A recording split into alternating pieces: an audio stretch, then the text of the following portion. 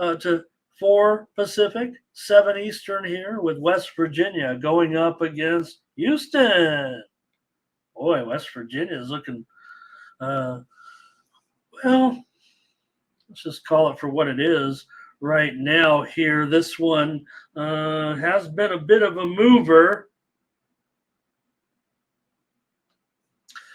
Current line right now is West Virginia, even 2.5 at some spots. I've seen it get as low as 2, but right now 2.5 or so. I guess there could be some 3s out there. Let's check market wide and see what we're dealing with here. And well, I think there's a little bit of a split between the 2.5s and 3s right now, with West Virginia favored here on the road. They come in with a 4-1 record, and Houston, meanwhile, I'll call it an un-Houston like 2-3 at this at this point. For West Virginia, they've won now 4 straight after that loss to Penn State. Remember, they lost that one 38-15. West Virginia off to a 2-0 start so far in conference, beating Texas Tech by 7. They beat TCU by 3.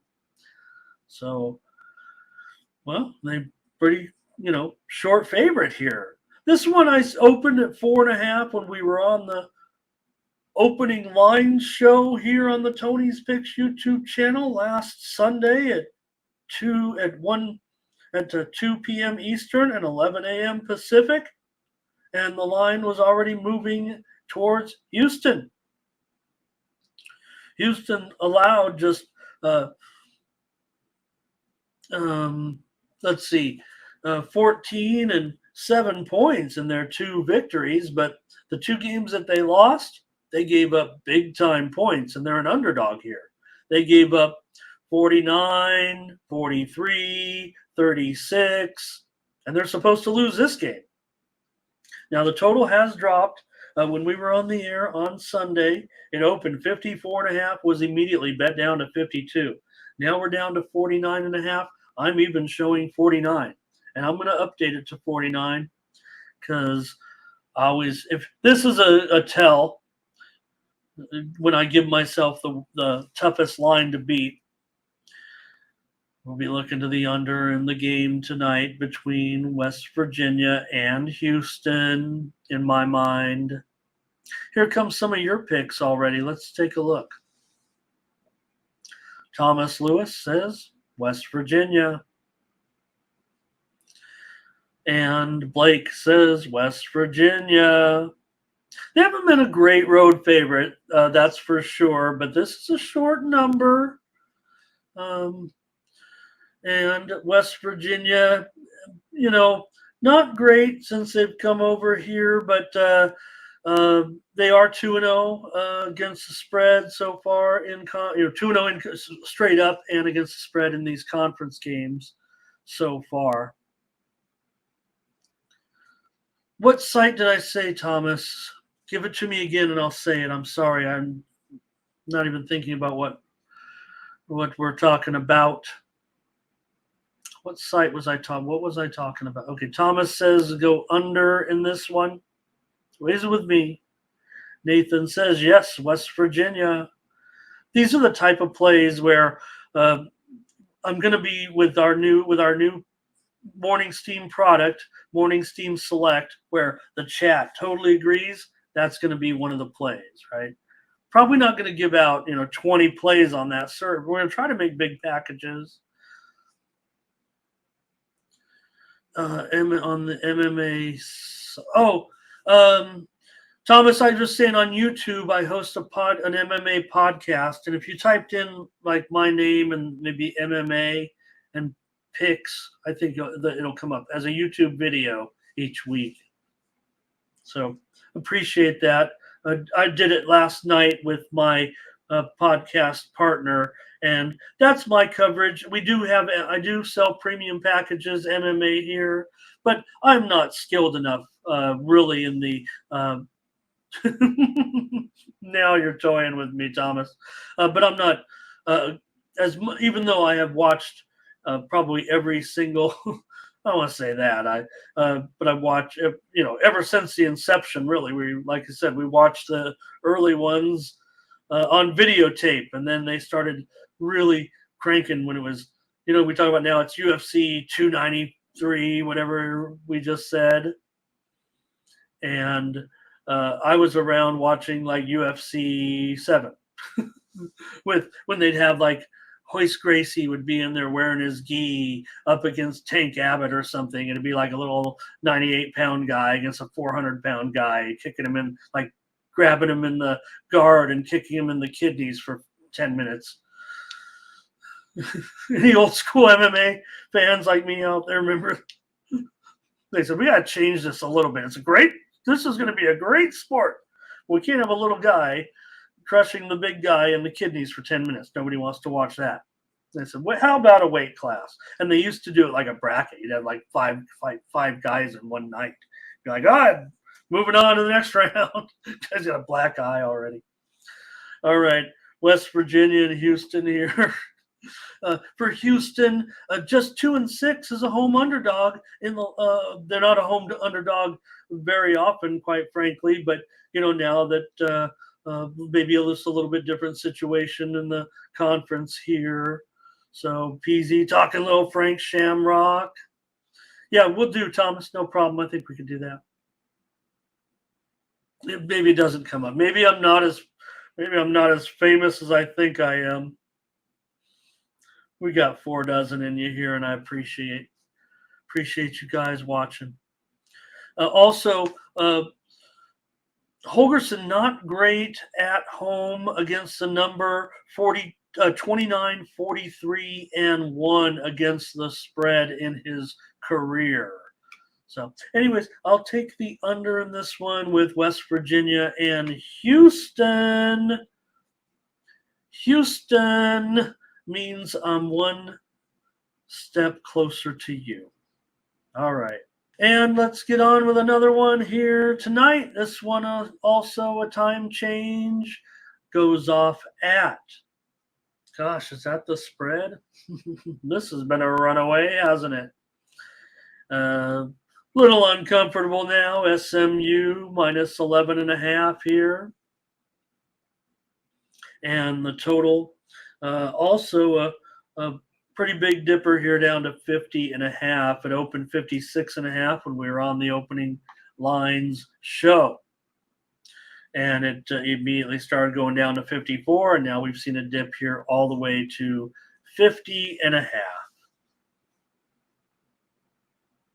And I don't know, it might be easy to see why with these two teams. I would think East Carolina could try to have a little bit better defense here. I mean, they're definitely, having some struggles with their offense. So, I guess I can see why this total has been dipping. I mean, Flynn, he's throwing interceptions all over the place right now. So East Carolina's 0-4 against Division 1A teams, and they've lost by an average of, I don't know, probably about 17 points or so, looking at the log here.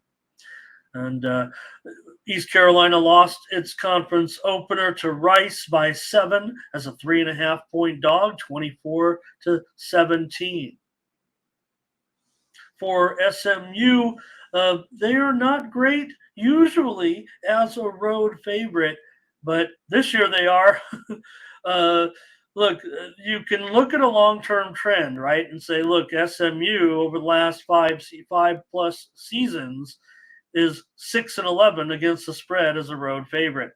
Well, guess what? They were 3-11 against the spread before this year. They're 3-0 as a road favorite so far this season. Now, spread is running away here a little bit. Everyone's concerned about East Carolina right now. This situation does not feel very comfortable. They've been fine in the American 18-15 against the spread, although they failed that game against Rice to open it up here. SMU's been a solid under so far this season, going all under in all 4 line games. Well, they had all 4 1A games if you will. They went over in their game against a 1AA opponent.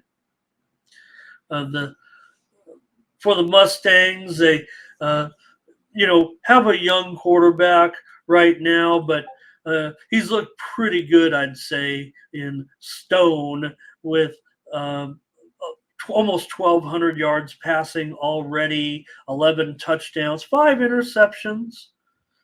And SMU, not great in conference. This number's gone way up. It's my free play. It's going to be SMU. I like the total in this game. So I'm going to take SMU here for the free play. Would it make the select? It might. If I see some comments from you guys supporting SMU, 11's a lot, I know.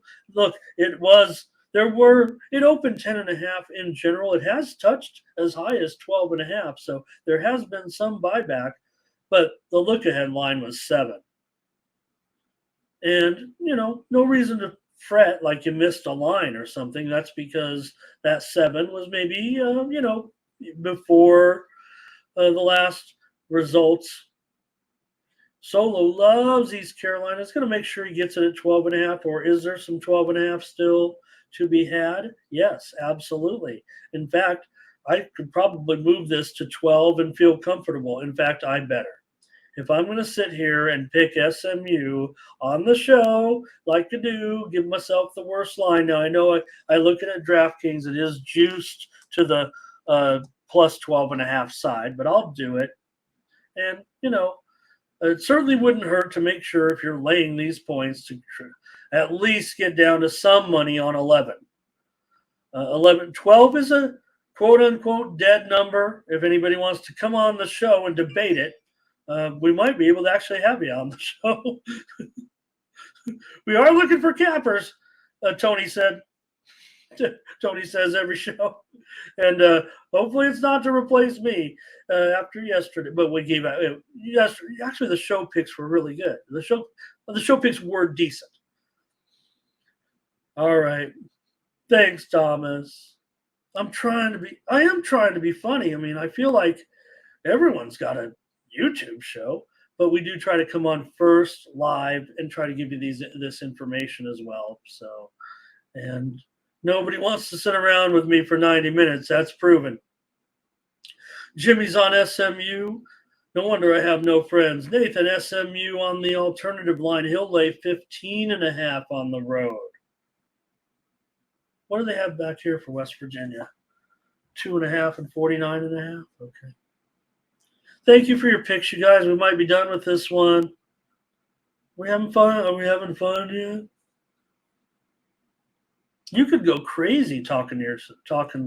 It's different, Tony. He's perfect every time. Reads his script. Has all the promos down.